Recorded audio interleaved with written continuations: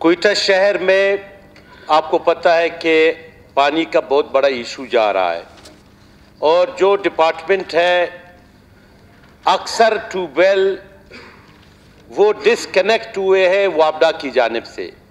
उसके ऊपर लाखों रुपए के मुख्तलिफ ट्यूबवेल्स के ऊपर उनके यूटिलिटी बिल्स है वापडा ने काट दिए हैं और हम मुतल्लिका जो डिपार्टमेंट है उनसे हमने बारहा कहा है कि खुदारा आप कम अज़ कम ये ट्यूबवेल जो डिसकनेक्ट है, जो आवाम को पानी दे रहा था अब वो पानी नहीं दे रहा है, काइंडली उसको दोबारा बहाल कर दे।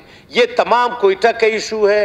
जितने भी यहाँ कोयटा के MPs बैठे हुए हम सब का इशू है। लोग आ रहे हैं, पानी नहीं है। एक जाने प्राइवेट टैंकर माफिया है, उनकी जो है ना वहाँ पर वो फैली हुई है। दूसरी जानिब जो सरकारी ट्यूबवेल है वो बंद पड़े हुए हैं और तो यकीनन इस तरह कोई 200 के करीब ट्यूबवेल थे। हमने कोशिश की कि इसको वासा हैंडओवर करे, वासा टेक ओवर करे और वासा अपने तहवील में ले रही है ट्यूबवेल, लेकिन अब तक वो मीटिंग भी हुआ, वो मीटिंग भी बेसूद रहा।